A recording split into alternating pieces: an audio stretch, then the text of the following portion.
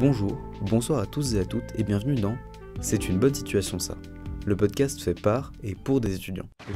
Immotez pas vous. C'est une bonne situation, ça, Scribe. Knowledge is power. Je venais d'avoir mon bac, j'entrais à la fac. Je suis professeur de physique-chimie. On fait déjà des expériences à la pointe de la technologie. Mais quand tu penses, les profs aussi, ils ont été à l'école. Mais vous savez, moi je crois pas qu'il y ait de bonnes ou de mauvaises situations. Bonjour à tous, aujourd'hui on est avec Julie. Bonjour Julie, présente-toi, donc qui tu es, dans quel cursus tu es, si t'es dans une asso, si tu fais un sport, une activité artistique. Salut, moi c'est Julie. Du coup j'ai 21 ans et je suis en école d'architecture à Nantes. Je fais partie de l'association Polar de l'école que j'ai montée avec des amis. Et là pour l'instant je suis un peu sortie de l'école parce que je suis en stage. Mais oui, je suis en première année de master, oui, je l'ai pas dit, mais voilà. Ok, t'as monté une asso? C'est une asso de quoi? Ouais, avec plusieurs amis, ouais, on a monté ça. C'est parce qu'il n'y avait pas d'association d'art dans l'école, et on avait décidé décrété en tout cas qu'il en fallait une, et ça nous manquait, donc on a dit, allez, on va se lancer, et voilà. Ça s'est fait un peu tout seul. Cool d'avoir pris l'initiative comme ça. Ouais, c'était cool. Ok, c'est très stylé. Début d'épisode, on a une invitée hyper stylée. Pourquoi est-ce que t'as choisi ce cursus en architecture? Du coup, l'intérêt, pour moi, il est venu assez tôt. J'ai découvert le métier d'architecture en 3e avec le stage de découverte du collège. Et je me suis retrouvée dans un cabinet et ça m'a vachement plu. Je pouvais pas faire grand-chose parce qu'en soi, j'avais pas les compétences. Mais j'ai vraiment adoré. Et ma première motivation, c'était de pouvoir faire du dessin pendant mes études et que mon métier plus tard, ça me permette d'en faire. Et ça m'a vraiment branchée et c'était possible de faire du dessin en architecture en mêlant ça avec de la technique. Et aussi un truc un peu bête, mais en même temps pas trop, c'est que j'avais eu droit à une remarque sexiste pendant mon stage en disant « Ah, t'es une fille, mais tu pourras pas faire architecture ». Et c'est très bête, mais mon cerveau m'a dit « Ok, maintenant tu vas leur prouver qu'ils ont tort et tu vas aller en architecture et tu vas faire ça. » Et You go girl. C'est ça. Et en soi, ça a bien fonctionné comme remarque parce que maintenant j'y suis et je baisse pas les bras, donc voilà. Franchement, félicitations à toi. Merci. Top, trop cool. Putain, moi aussi j'ai fait un stage d'architecture en 3e et... Mais moi, en fait, à la base, j'étais motivé, et puis après, j'ai fait, bon, sympa, mais... Ouais, pas plus. Mais j'avais pu toucher à des logiciels, je sais pas si tu connais AutoCAD pour faire des plans en 3D. C'est la base. Ouais. C'est AutoCAD, c'est vraiment ça qu'on nous apprend. Du coup, j'avais pu toucher vite fait, j'avais fait un plan, il m'avait demandé de... En fait, pendant tout le stage, vu qu'on pouvait rien faire, pareil, voilà, j'ai dû faire... le plan de la maison de mes rêves sur AutoCAD. Ouais, j'ai eu exactement la même chose à faire. Trop cool. Ouais, non, franchement, du coup, il se passe le mot. Ils sont pas très imaginatifs, hein, les chargés de stage. Voilà, c'est ça. Qu'est-ce que ton cursus t'a apporté? La chose la plus importante que tu devrais retenir Je pense que déjà, ça nous oblige à faire preuve de beaucoup de créativité. Parce qu'en soi, on doit imaginer toujours plein de choses. Et répondre aux demandes des profs dans nos studios de projet et aussi beaucoup d'indépendance parce que justement on peut être seul parfois, on fait souvent des travaux de groupe mais on peut être seul et du coup il faut vraiment imaginer les programmes, trouver des réponses architecturales à tout ce qui nous est demandé. Il faut faire des recherches en même temps et aussi confronter ça avec des éléments un peu plus techniques. Donc c'est vraiment, je pense, créativité, indépendance. Et aussi, ça apporte une super grande culture. Parce que, je sais que moi, quand je me balade en ville, par exemple, j'ai toujours le nez en l'air. Genre vraiment, je regarde les balcons, je suis là en train de regarder les mots des natures et puis les détails un peu architecturaux. Du coup, le fait d'avoir toute cette culture-là, je peux repérer des bâtiments et me dire « Oh tiens, c'est rigolo, là, c'est une mot des natures type nanana » et moi ça m'amuse et je fais que ça, vraiment j'ai toujours le nez en l'air en ville donc c'est pas mal. C'est trop cool, tu vois vraiment pas les villes de la même manière que nous en fait. Ouais, en fait tu vis tes études au quotidien quoi. Ouais, c'est ça, mais j'aime vraiment bien ça donc c'est je sais pas, je trouve ça plus marrant que... Parce que des fois quand on a toujours la tête que dans les études ça peut être un peu lassant à force mais je sais pas, moi j'adore donc... Trop cool. Voilà. Parfait. Est-ce que tu peux revenir sur ton parcours avant ce cursus, donc depuis le lycée, et qu'est-ce que tu aimerais faire après, même si je suppose que c'est architecte, mais voilà. Ouais. Du coup, moi j'ai fait mon lycée, j'ai choisi le cursus S, scientifique, en me disant que je voulais absolument faire le parcours, que je voulais faire le double cursus archi-ingé, parce qu'on a cette possibilité-là à l'ENSA de Nantes. Pour me rendre compte 2 mois en plein dans la première S, que je détestais la physique, les SVT et les maths. Donc ça c'était hyper dur, j'ai vraiment très très mal vécu le lycée, j'ai pas du tout kiffé. Et ouais, c'était pas très fun. Et j'avais une seule matière qui me plaisait vraiment énormément, c'était l'histoire de l'art et c'était une option. Et en soi c'est un peu ça qui m'a permis de tenir.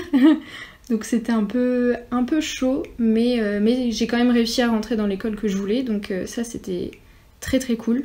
Et c'était un peu ça, le seul objectif que j'avais, c'était de sortir du lycée et de faire vraiment des études qui me plaisent. Donc ça c'est cool. Et après, ce que je voudrais faire plus tard... Alors dans l'idéal, si vraiment je pouvais vivre de mes rêves, ce serait illustratrice. Ça je kifferais vraiment, j'adore ça, mais... faut être réaliste quoi, c'est compliqué. C'est compliqué, on peut, c'est possible. Enfin, il y en a qui le font. Mais c'est chaud, donc a priori, l'architecture c'est un bon moyen c'est une excuse un peu pour faire de l'illustration tous les jours parce que ça existe de l'illustration d'architecture et c'est vraiment cool à faire. Donc c'est un peu une excuse, mais du coup, ouais, dans l'idéal illustratrice, sinon architecte. Voilà. Et du coup, tu as pas précisé, ou peut-être que j'ai mal compris parce que je suis dans les VAP, ton école c'est sur concours, c'est sur dossier pour y intégrer ? Du coup, t'as une sélection sur dossier et après tu passes un entretien pour rentrer dans l'école. Et je crois qu'on est... Attends, on était combien ? Peut-être 150, je crois, à être sélectionné après l'entretien pour rentrer. Donc ça fait des promos de 150 plus ceux qui partent au fur et à mesure. Il y a une vingtaine d'ENSA comme ça en France, plus celle de Paris. Et voilà. Qu'est-ce que je vais dire ? Oui, et donc t'as pu quand même rentrer dans le double cursus ingé architecte que tu voulais ? Non, du coup, en soi, j'avais toujours la possibilité en rentrant à l'ENSA, mais clairement j'ai dit, si c'est pour me pourrir la vie comme ça l'a fait au lycée, c'est même pas la peine. Donc là, je suis juste en archi. Voilà. J'ai un troisième truc que je vais te demander, mais peut-être que aussi, c'est un rêve et tout, mais peut-être que sur un malentendu, une fois que ton taf d'archi fonctionnera, entre guillemets, tu pourras à côté te lancer dans le dessin, c'est pas perdu. Oui, non, c'est cool, et en soi, pour l'instant, ça reste toujours un loisir, du coup j'en profite et je me détends et je me défoule avec. Et en soi, là, je commence un peu à faire je participe à des petites expos de temps en temps. Là, j'ai une amie qui m'avait parlé d'une exposition en ligne du centre artistique culturel. Je sais plus bien comment ça s'appelle, mais du MAT de Ancenis, je crois. Et donc j'ai participé. C'est pas dans ta bio? Parce que je crois que j'avais un peu regardé juste pour voir un peu qui t'étais. Et... Ouais, oui. C'est ça. J'avais été voir. Ouais, c'est ça. Ouais. Et c'est bien, vous êtes hyper préparés, je suis impressionnée. Non, en vrai, c'est juste que j'ai vu qu'elle te parlait et vu que j'allais pas relire, ça fait vachement stalker. Je me suis dit, je vais m'intéresser juste à qui c'est. Et donc, je suis allé un peu voir le Instagram et voir c'était quoi les trucs auxquels tu touchais, donc le lien, tout ça. J'essaye d'un peu connaître, mais. Non, mais c'est bien, c'est hyper cool, hein. Il faut. Quelle est ta matière ou ton prof préféré et pourquoi? Alors, la matière.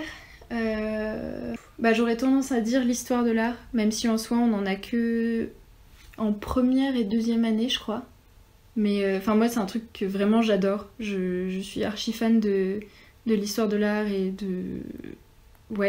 de l'art en général, donc forcément c'est ce qui me plaît le plus. Et mon prof préféré, c'est un prof d'art justement.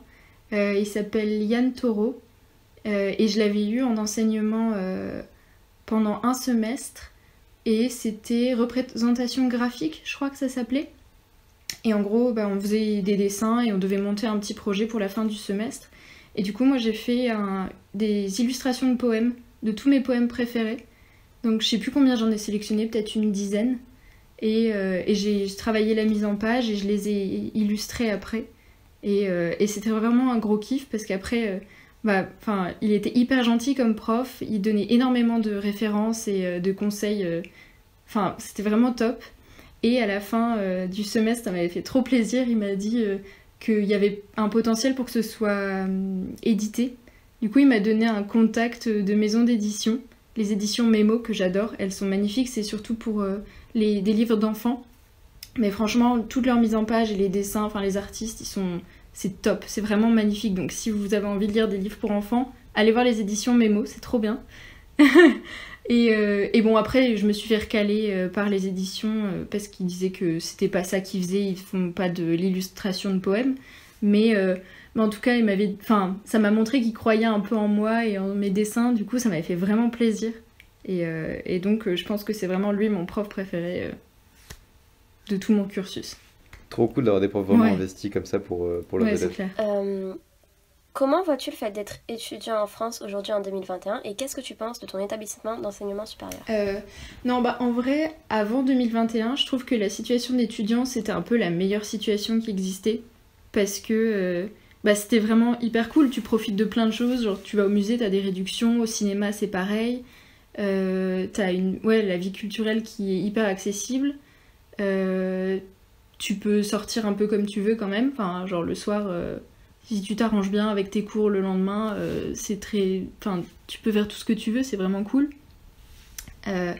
Après, c'est clair que 2021, c'est chaud. Parce que justement, on perd toute cette vie culturelle et même la vie sociale où on voit plus les gens en vrai. Enfin, même là... Bon, après, j'aurais peut-être pas pu venir sur Paris pour faire le podcast, mais c'est un peu plus compliqué qu'avant, quand même. Après, je pense pas qu'il y ait vraiment des personnes qui puissent profiter de cette situation. Enfin, c'est compliqué pour tout le monde, je pense, donc c'est... Ouais, après, oui, étudiant en 2021, c'est pas fun. C'est pas fun. Et encore, je trouve que là, moi, je suis en première année de master, donc déjà, j'ai commencé dans des bonnes conditions. Donc c'est facile de continuer. Enfin, c'est plus facile que commencer vraiment, je pense, être en première année là d'études cette année, ça doit vraiment être l'horreur. Genre, je pense que il y a moyen de décrocher, mais hyper vite. Et ça se comprend parce que t'as toujours des moments où c'est un peu plus dur que d'autres. Donc là, et de voir des gens en vrai, ça aide à tenir, que là, c'est un peu compliqué. Et après mon école, en soi, on idéalise toujours les établissements, je trouve, avant d'y être. Et une fois qu'on y est, on se rend compte qu'il y a forcément des trucs qui fonctionnent pas, ou pas très bien, ou alors pas comme on imaginait. L'administration. Ouais, voilà, un peu ça. Mais sinon, ça va. Moi, j'aime bien mon école. Elle est cool. Après, là, c'est vrai que... Mais c'est peut-être la situation qui faisait ça. C'est que j'avais besoin d'en sortir et de faire un stage et de plus être à Nantes. Donc là, j'avoue, ça me fait vraiment du bien. Je suis contente d'être en stage et de faire autre chose un peu. Mais en soi, l'école, elle est quand même très très cool. Enfin, on est assez libre quand même. Et on peut faire des trucs très cool parce que, enfin, notamment... On a un festival, je suis pas sûre qu'on soit la seule école d'archi à avoir ça, mais on a un festival tous les ans normalement, sauf l'année dernière, mais qui s'appelle Archiculture et c'est un événement sur toute une semaine où on a un thème qui est défini par le BDE et toute la semaine elle va être, elle va se dérouler avec un workshop, des conférences et après ça finit avec un gros repas, grosse soirée où tout le monde normalement doit venir déguisé en fonction du thème.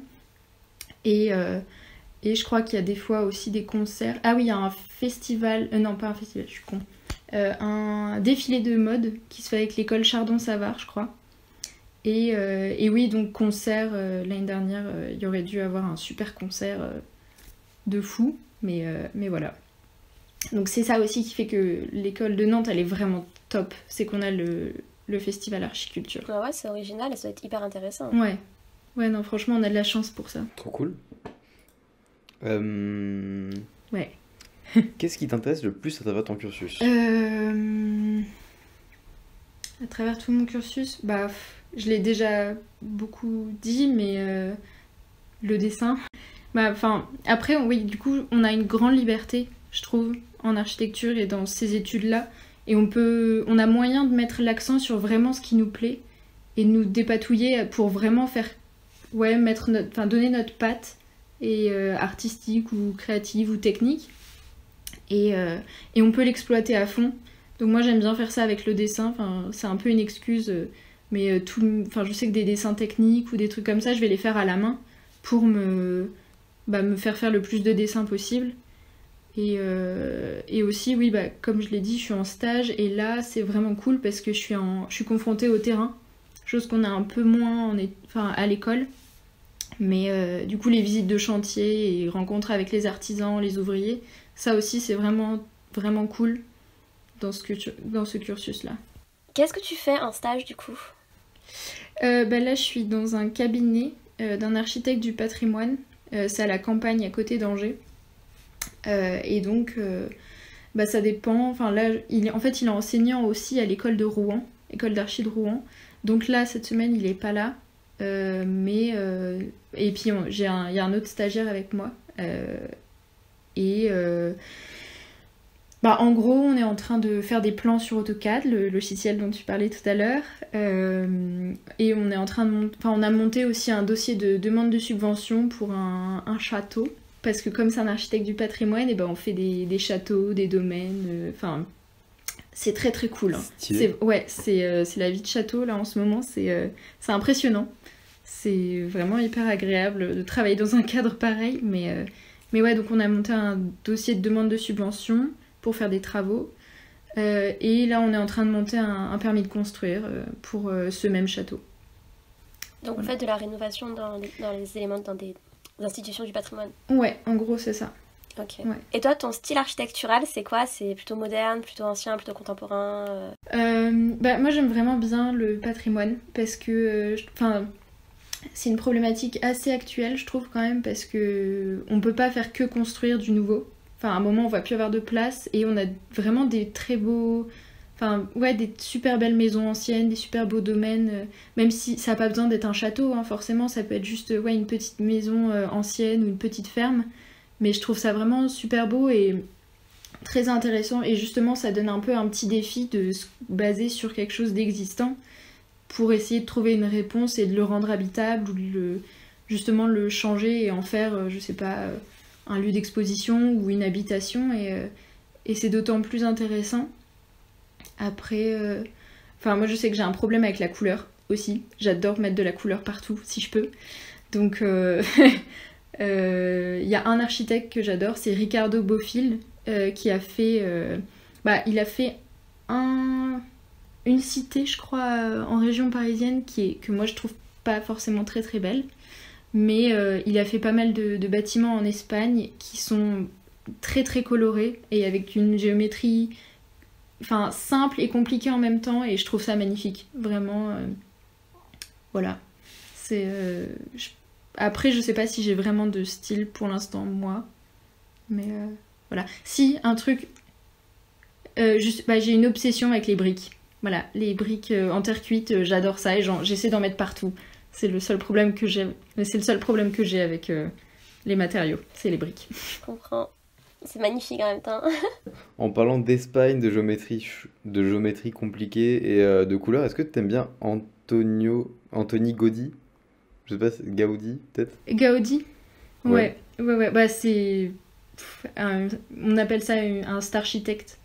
C'est un très grand nom de l'architecture, référence.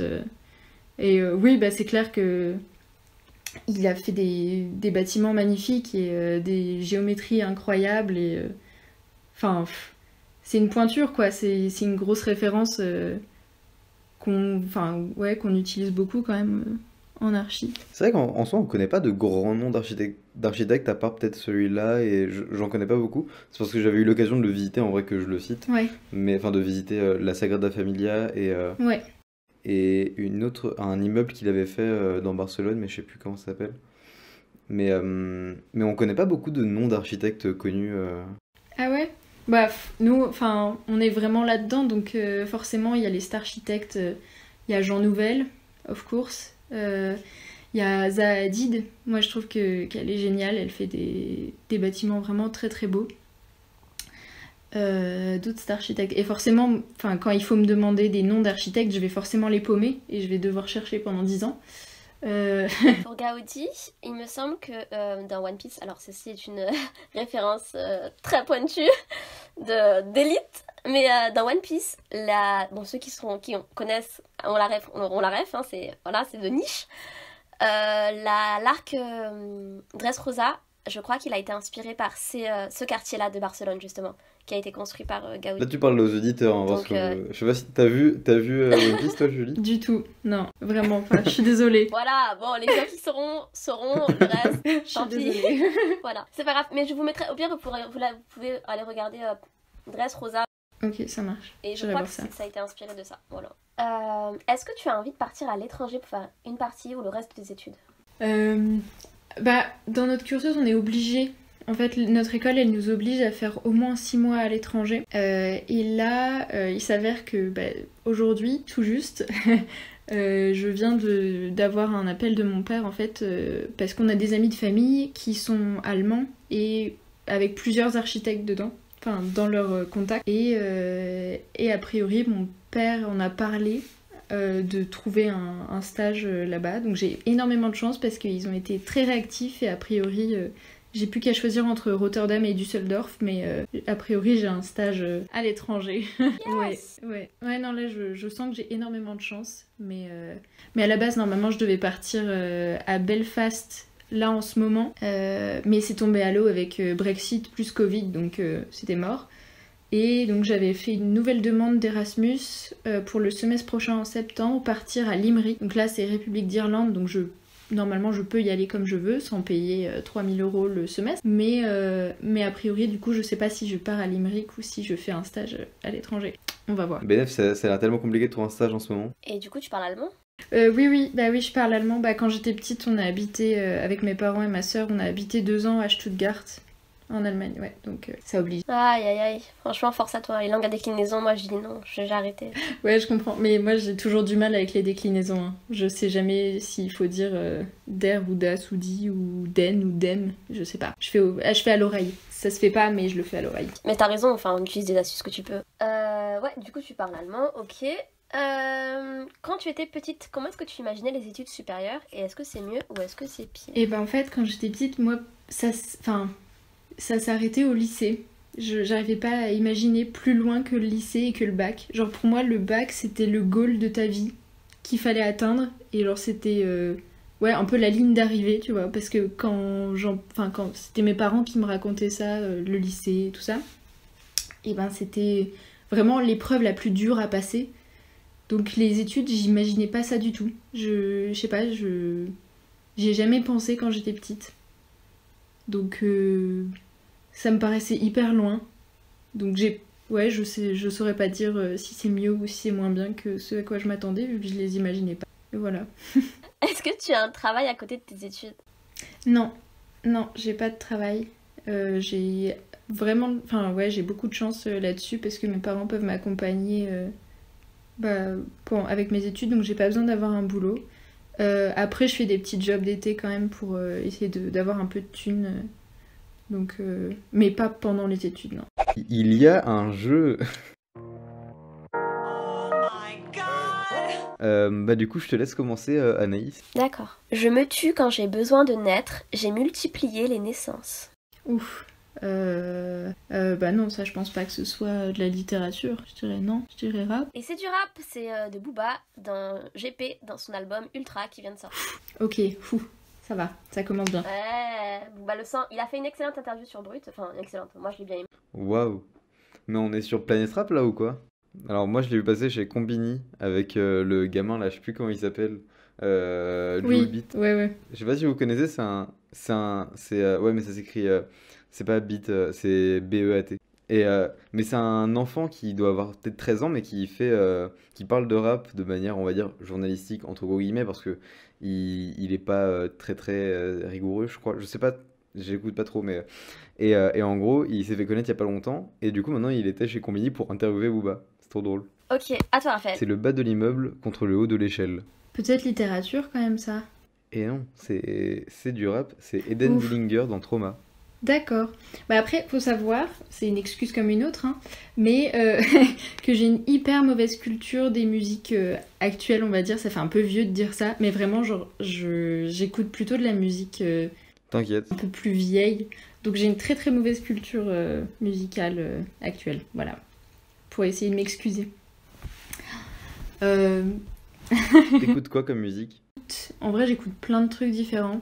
Mais l'artiste que j'écoute tout le temps, enfin qui revient tout le temps, c'est David Bowie, of course. Après, enfin, ouais, je fonctionne plutôt par morceau que par album ou par artiste. Enfin, je sais que là, j'écoute pas mal The Do et Metronomy aussi. Tame Impala, toujours.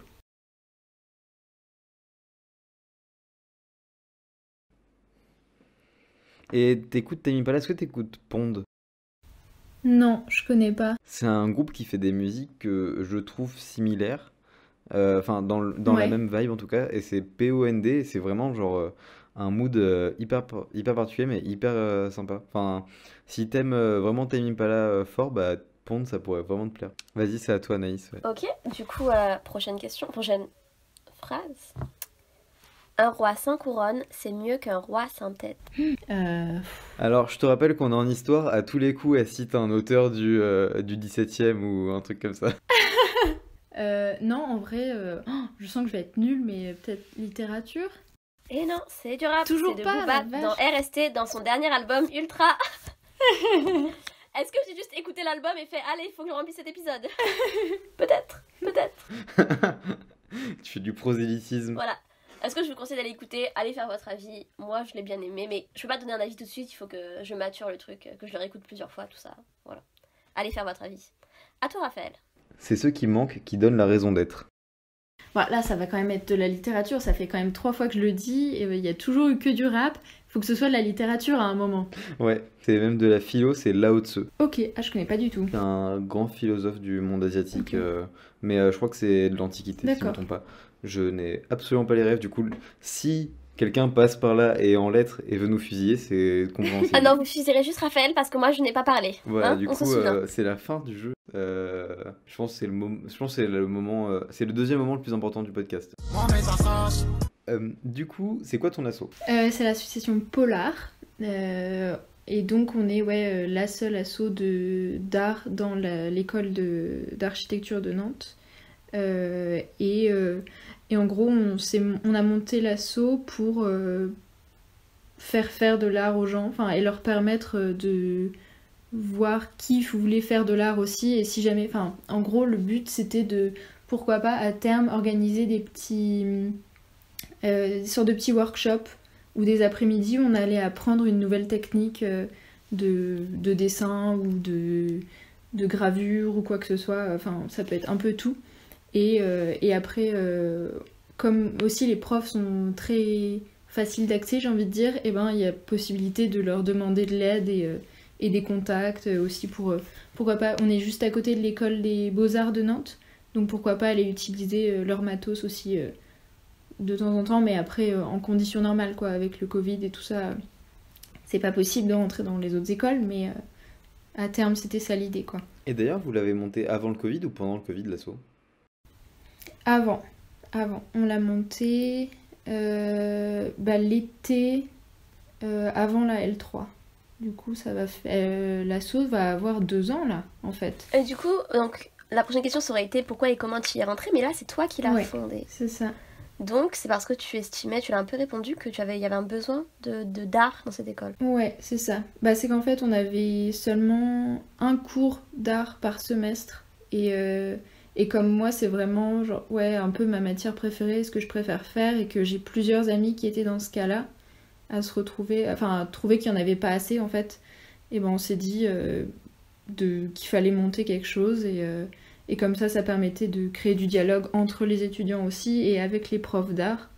Et voilà, ça s'est fait un peu tout seul après, donc c'était cool. Ok. Du coup, ça fait 2 ans. Et toi, tu étais ex-présidente. Tu es ex-présidente. Ouais, c'est ça. Ok. Et ça consiste en quoi? Ok. Ça consiste en quoi le rôle de présidente dans une asso d'art? Bah, pour moi, en gros, D'art plastique d'ailleurs. Enfin. Ouais, bah au début c'était surtout monter tous les papiers pour être une asso, et après c'était un peu trouver les idées de qu'est-ce qu'on va faire ou à quelle demande on va répondre. Et aussi faire la com. Après, moi je faisais pas beaucoup de com, mais c'est parce que il y avait une fille, une de mes amies qui était vraiment en charge de ça, plutôt genre sur Insta. Et après sinon c'était regarder les mails de temps en temps, aller chercher le courrier à l'école, et puis participer aux AG où on essayait de trouver les thèmes de ce qu'on pouvait faire. Et voilà. Et aussi, oui, discuter avec les étudiants, genre leur présenter l'association, essayer de recruter des gens, tout ça. Vous êtes combien à peu près dans ton asso du coup?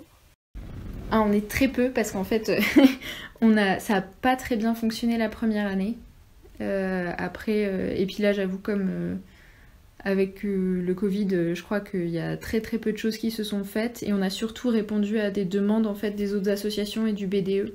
Genre par exemple, pour les 10 ans du bâtiment de notre école, il y a une amie qui a designé une banderole pour aller sur une montgolfière, et après on les a peints en 3 exemplaires. Ouais. On a même eu droit à un petit article de 5 lignes dans l'Ouest France avec une petite photo de la montgolfière prise depuis leur balcon. C'est trop stylé. Ouais, c'était très cool. Il y a quelques photos de ça sur mon compte Insta de la montgolfière qui est en train de se faire gonfler. Trop stylé. Voilà, c'est ça. Ça, et puis un truc qui avait vraiment été très cool, c'est qu'on a participé au spectacle de Noël de notre école, et là en fait c'est toutes les assos qui se regroupent pour faire un gros spectacle. Et on a fait le décor du spectacle de Noël, et c'était en fait 4 panneaux mais immenses qui étaient un côté neutre beige et l'autre côté avec un motif de la moquette dans The Shining, voilà. Et c'était génial parce qu'à un moment en fait c'était le côté moquette, c'était un peu cabaret, et c'était génial parce qu'on était dans le public, et au moment où ils ont retourné les plaques, on a entendu tout le monde dans la salle qui a fait waouh comme ça, et c'était vraiment la récompense de ce travail-là, parce que ça nous a demandé pas mal de temps et on n'était pas beaucoup pour le faire, donc c'était un peu fastidieux, mais c'était vraiment la récompense d'avoir la réaction des gens pendant le spectacle. C'était trop cool. Mais en fait, c'est stylé parce que ce que tu as envie de faire, tes passions peuvent te mener vers plein de métiers différents, vers l'architecture, l'illustration, la déco, même architecte d'intérieur, peut-être, je sais pas si ça t'intéresse. Après, je sais pas, j'ai l'impression que nous, dans nos études d'architecture, on dissocie pas vraiment l'architecture d'intérieur de l'architecture du bâtiment. Ok. On va forcément, en fait, avec ce qu'on crée, avec ce qu'on imagine, on va créer des ambiances, et on peut pas juste se dire, là, on va faire juste une paroi blanche et du sol en lino, tu vois. On va forcément... Ah mais c'est grave bon à savoir. Ouais. Ah ouais, non, pour nous, il n'y a pas de dissociation, en fait. Faut forcément penser l'intérieur comme l'extérieur, et la structure, quoi. Tu peux pas... c'est pour ça, pour nous, l'architecture d'intérieur, c'est compris, en fait, dans l'architecture. Voilà. Ok. Est-ce que tu connais la chaîne YouTube de CY Cyrielle? Non, je connais C'est pas. une chaîne YouTube d'une dessinatrice. Ah, si. Oh, je l'adore, elle est géniale. Si, j'ai acheté... Ouais. Sa dernière BD, Radium Girls. Je l'ai acheté aussi. Je connais d'autres gens qui l'ont recommandé sur YouTube, mais je l'ai offert à ma mère pour Noël, je l'ai pas encore lu moi. Mais moi c'était Nota Bene qui en avait parlé sur YouTube. C'est un peu un modèle en vrai, parce qu'elle utilise le crayon de couleur aussi dans ce qu'elle fait, et je trouve que l'utilisation des couleurs et comment elle les associe, c'est trop beau, et surtout dans Radium Girls, c'est hyper cool l'utilisation du violet et des verts, je trouve ça trop beau. Je pourrais en parler pendant des heures des couleurs et des crayons de couleur. Ok. Pour revenir à ton asso, du coup, qu'est-ce que ça t'apporte au quotidien? Pouf. En vrai, maintenant, je saurais pas trop dire ce que ça m'apporte, parce que j'y suis plus vraiment. En plus, en stage, là, c'est un peu différent. Mais moi, ce que j'aime le plus, c'est de discuter entre étudiants. De la vision des choses qu'ils ont sur l'art, et quand on devait vraiment mettre la main à la pâte, et puis qu'on a fait les banderoles par exemple ou le décor, c'était vraiment très très cool parce qu'on faisait des choses avec nos mains quoi. Enfin, la plupart du temps on fait des dessins de plans où on réfléchit, mais on va pas construire vraiment les choses avec nos mains. Donc là c'était vachement cool. Et ouais voilà, enfin, je pense que c'est plus ça qui moi me faisait vraiment kiffer dans l'asso. Et au niveau de la charge de travail, ça allait ou c'était comment tu gérais ça? J'avoue qu'on a plus on a plus privilégié notre travail en tant qu'étudiant qu'en tant que membre de l'asso. Donc on a fait peu de choses avec. Raphaël, tu entends ça? Ouais, non, c'est un choix un peu triste à faire, je trouve, justement, quand tu dois mettre de côté plutôt l'asso que les études. Mais nous, on a fait ce choix-là, ça s'est fait tout seul. Et donc, on n'a pas monté beaucoup de choses avec l'asso. Mais on espère... Enfin, en soi, si jamais il y a des choses qui veulent se monter, on va forcément y participer et on va vachement encourager les gens pour le faire. Mais ouais, pour l'instant, c'était très peu. Après, je pense qu'il faut que tu sois indulgente aussi, dans le sens où ça fait que 2 ans, qu'en plus vous avez pris le Covid. Ouais, c'est vrai. Ouais, bah en fait, vous l'avez pris de pleine face. Quand vous vouliez vous lancer, c'est arrivé. Ouais. Parce que l'asso en soi, au début, vous pouvez pas avoir beaucoup de gens d'un coup. Ça mène pas comme ça. Il faut avoir un peu de popularité ou quoi. Et bah, quand tu te prends le Covid direct, là, faudrait encore attendre peut-être 2 ans derrière le Covid pour que ça puisse commencer à vraiment être quelque chose. Ouais, c'est pas faux. J'avais jamais réfléchi à ça comme ça. Mais ouais. Bah, c'est vrai. Enfin, pour être dans une asso, alors qu'en plus on a pas mal de gens, même nous, le Covid nous a ralenti. On faisait quand même des trucs, mais au final, forcément ça ampute toutes les créations, tout est compliqué. On est une asso de 105 membres quand même. Ah oui, Et la vache. ouais. Et c'est une asso audiovisuelle, sauf que pour transmettre ce que tu veux transmettre aux gens, c'est compliqué à distance. Ouais. Pour créer, parce que l'audiovisuel, du coup, normalement, tu crées plus en présentiel, en filmant des scènes, en filmant les gens ou quoi.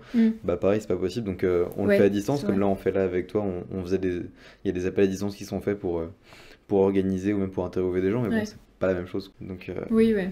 Donc, je pense qu'une asso toute récente. Mais c'est hyper cool comme asso. Ouais, c'est grave cool. C'est trop une bonne opportunité. Ok, on va passer à la question préférée de Raphaël, du coup.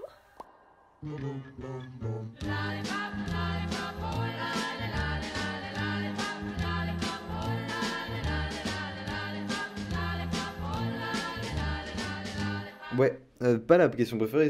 Du coup, je te disais, la pierre angulaire du podcast, en fait, tout s'articule autour de cette question, qui est un peu la pièce maîtresse, on va dire. Quelle couleur de dragibus préfères-tu? Ah, la couleur de dragibus. J'avoue, ça fait très longtemps que j'en ai pas mangé. Mais je pense que la couleur noire, parce que of course c'était celui que je préférais quand j'étais petite, mais maintenant un peu basique. Le vert c'est ma couleur préférée, donc je pense que je prendrais un dragibus vert. Ok, mais donc petite, tu préférais les noirs? Ouais. Bah, le jour où on peut se voir en présentiel, on te fera goûter des dragibus pour faire. En fait, on doit faire une étude et en faire goûter à plein de gens pour voir quelle couleur ressort. C'est faux, hein, c'est moi qui ai envie de le faire. Mais en fait, j'ai vraiment envie de savoir qu'est-ce qui fait que. Mais vraiment, beaucoup de gens répondent le noir ou le bleu. Alors, le bleu, je sais pas si c'est par rapport à la nouveauté, vu que c'est une des dernières couleurs qui avait été mise. Mais le noir, pour le coup, plein de gens, sans se concerter, répondent le noir. Et du coup, je suis intrigué pour savoir pourquoi c'est la couleur préférée des gens. Je sais pas, mais je sais pas, quand j'étais gamine, tout le monde disait « Ah, le noir, il a un goût différent, il est trop bon. » Et donc, un peu... Est-ce qu'on a... Je répète ma thèse. Il y avait des petits Raphaël dans vos écoles et ils mettaient cette... ils déversaient leurs idées pour vous laver le cerveau. Et au final, vous aimez le noir. C'est un conditionnement. On est le fruit d'une éducation, les enfants. Ah, mais je pense, parce que moi, j'étais très crédule quand j'étais petite. Hein. Tu pouvais me dire ce que tu voulais, j'étais « Ah oui, d'accord, cool. » Et donc, j'allais faire la même chose, tu vois. Enfin, genre, s'il fallait manger le dragibus noir, je le mangeais. Est-ce qu'il y a une série, une musique, un livre, un film ou un contenu culturel, en général, par lequel tu te définirais? Moi, j'aurais tendance à dire non. Parce que pour moi, il n'y en a pas un seul qui me définisse. Enfin, pour moi, c'est une accumulation de lecture ou d'écoute de musique ou de visionnage, si on peut dire ça, de films, qui font que genre je suis moi, donc me définir par un seul, genre ce serait trop peu. Après, si vraiment il faut choisir, je pense que David Bowie, c'est toujours une référence en musique que je vais toujours avoir, donc peut-être David Bowie. Mais sinon, je pense pas qu'il y a un truc qui définisse vraiment. Voilà. D'accord. Allez. Julie, qu'est-ce que tu ferais si tu n'avais pas peur?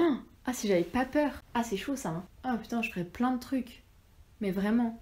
Genre, je pense que je me ferais un nouveau tatouage, déjà. Oh, t'as des tatouages? Ouais, j'ai 2 tatouages. Pourquoi on apprend ça à la fin? 2 petits tatouages. Est-ce que tu peux en parler? Tu peux les montrer? Est-ce qu'on peut les voir sur Instagram? Non, je les ai pas en photo sur Insta, mais j'ai ce petit soleil et lune. Je sais pas, vous allez rien voir. C'est trop mignon! Oui, Ah, celui-là c'est c'est moi tout qui l'ai mignon. dessiné et j'étais certaine de vouloir faire celui-là et en gros c'est un peu gnangnan mais la lune c'est moi et le soleil c'est ma sœur parce que ma sœur c'est ma meilleure amie. Voilà, un peu gnangnan et du coup j'avais décidé de faire ça et en fait j'en ai parlé à mes parents, je les ai prévenus que j'allais me faire un tatouage et ils l'ont assez mal pris parce que c'est... Enfin... Ils m'ont toujours dit, il faut respecter ton corps, faut y faire attention, nanana. Et donc, un tatouage, c'est pas forcément en prendre soin pour eux. Donc ça m'a un peu marquée et j'étais un peu triste de leur faire peur comme ça. Enfin, parce que vraiment, genre, mon père a fait des cauchemars parce que... et où je revenais complètement tatouée de la tête aux pieds, mais genre hyper colorée, genre avec des puzzles sur la tête. Enfin, vraiment un truc affreux. Donc, il a fait des cauchemars. Et après, du coup, j'ai fait un deuxième dans la foulée, mais vraiment, enfin, je les ai fait chez la même tatoueuse. Parce qu'elle voulait tuer ses parents? Non, fait, mais en pour gros, ça. c'était, écoutez, j'en ai fait un donc, pour Loulou et moi, donc ma sœur, et l'autre, c'était pour eux, c'est une petite fleur, là, qui perd ses pétales, en fait. Et du coup, c'était pour faire, est-ce qu'ils m'aiment encore un peu, beaucoup, passionnément à la folie, après ces tatouages-là. Voilà. Donc quand je leur ai dit, en fait j'ai 2 tatouages, il y en a un pour vous, je les ai vus faire une gueule de 6 pieds de long, c'était super drôle. Et après quand je leur ai expliqué, mais non mais c'est pour vous et c'est pour savoir si vous m'aimez encore. Et après, ils ont pas vraiment réagi, mais ils étaient pas non plus trop dégoûtés. Voilà. Tu sais, vous aimez pas les tatouages? En fait, j'en ai fait un pour vous, vraiment. C'est ça, non mais c'était un peu ça en plus, je me suis ramenée comme une fleur à dire bon regardez le tatouage que j'avais prévu de faire et en fait il y en a un deuxième, coucou. Et voilà, l'enfant indigne. Ok, donc tu te referais tatouer, d'accord. Et t'as une idée de ce que tu ferais tatouer? Ouais, j'ai déjà une idée et je sais pas pourquoi j'ai un peu peur, un peu plus peur de m'en faire un nouveau maintenant qu'avant. Mais ouais, ce serait en fait j'aime bien tous les petits tatouages comme ça. Et du coup, j'aimerais bien avoir une sorte de... Enfin, le dos entier, mais pas vraiment entier, mais genre avec plein de petites étoiles dans le dos. Mais un peu parsemé, enfin... Et en gros, j'aime bien... Un peu comme une voie lactée, quoi. Ouais, un peu ça, mais sans forcément représenter une constellation ou quoi que ce soit. Mais voilà, avec des petites étoiles. J'aime bien les dessins un peu... c'est comme mon soleil et la lune, c'est pas une forme parfaite, c'est un peu moche. Enfin, c'est une forme un peu... C'est vraiment pas parfait. Du coup, j'aime bien ça et du coup... Il y a une continuité dans ta réflexion. Ouais, c'est ça. C'est beau. Voilà. Sinon, si j'avais pas peur, je pense que je repartirais en voyage, mais hyper loin. Enfin, j'ai déjà fait le Mexique et ça m'avait trop plu. Du coup, je repartirais là-bas. Je sais pas d'autres que je ferais, mais déjà ça, je pense déjà un nouveau voyage et un nouveau tatouage, ça peut être bien. Voilà. C'est déjà bien. C'est une de mes réponses préférées pour l'instant. Je le dis pas. Et Raphaël sa vieille langue là, je l'entends. Je le dis pas à chaque fois pour cette question-là. J'ai rien dit, moi. Bon, du coup, on touche à la fin du podcast. Donc, on a posé toutes les questions. Là, on arrive sur la partie de la fin, c'est sur les recommandations. Donc, en gros, on fait tous une recommandation culturelle. Un truc que t'as bien aimé dernièrement ou un truc qui t'a marqué dans ta vie. Enfin, ce que tu veux, tu le recommandes aux gens si tu penses que ça peut les intéresser. Voilà. Non, après, je sais qu'en ce moment, j'aime bien écouter le podcast Vénus s'épilait-elle la chatte.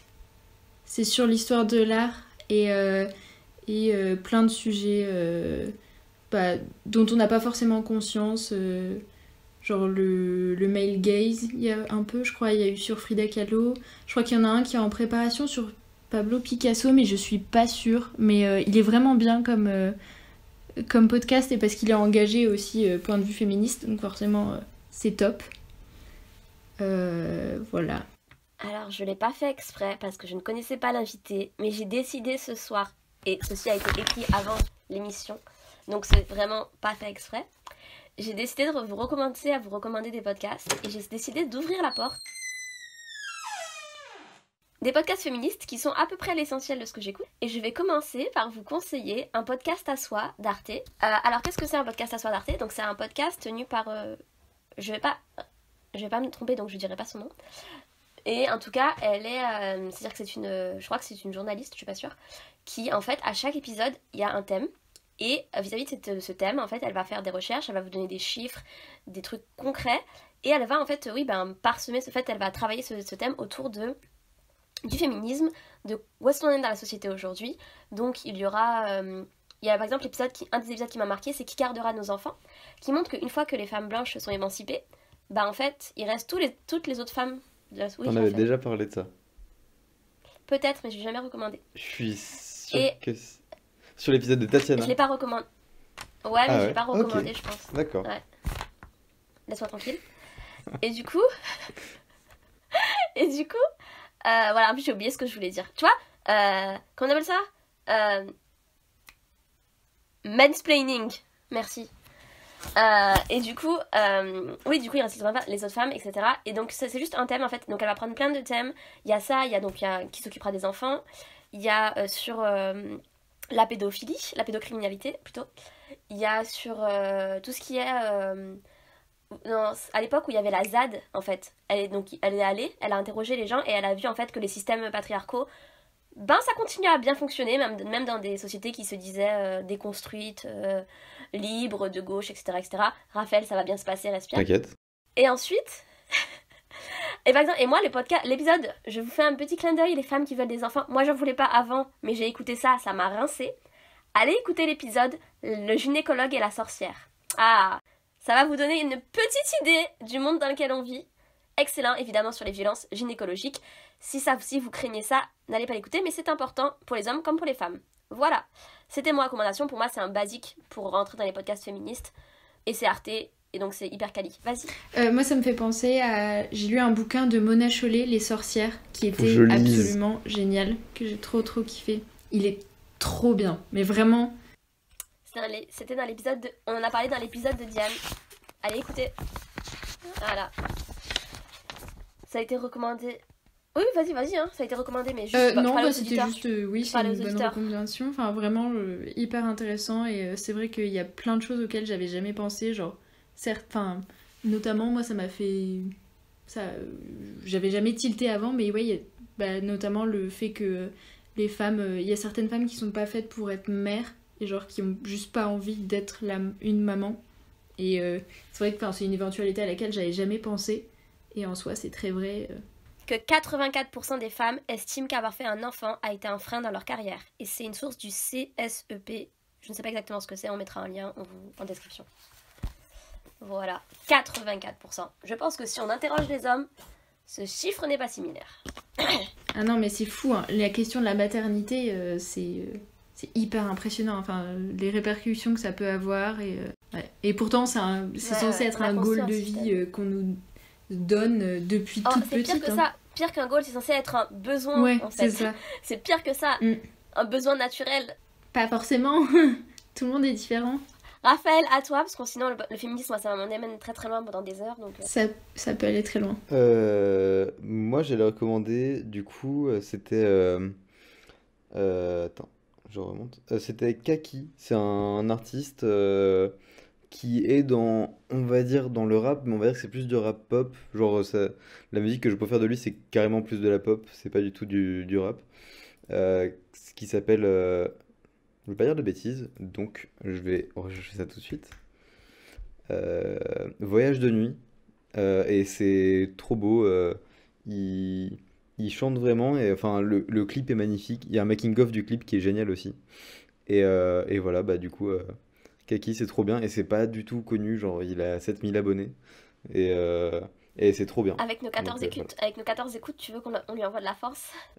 Allez streamer ça fort là, il en a besoin.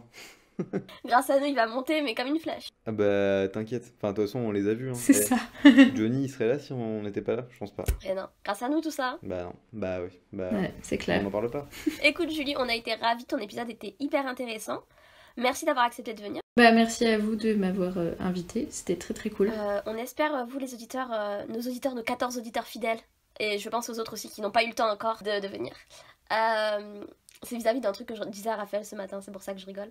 Et j'ai Alzheimer. J'aurais tenu tout ce podcast et là j'ai Alzheimer. Oui. On vous remercie d'avoir écouté. Si vous voulez participer, envoyez-nous un message, contactez Raphaël. On vous aime, on vous estime et on vous dit à la semaine prochaine. Bisous, bye. On vous remercie d'avoir écouté cet épisode. Vous aurez tous les liens de ce qui a été abordé dans la barre d'infos ou sur la page du podcast. Ce podcast est rendu possible grâce à la contribution de la Maison des Initiatives étudiantes, du soutien de la mairie de Paris et de la faculté de la Sorbonne. Merci.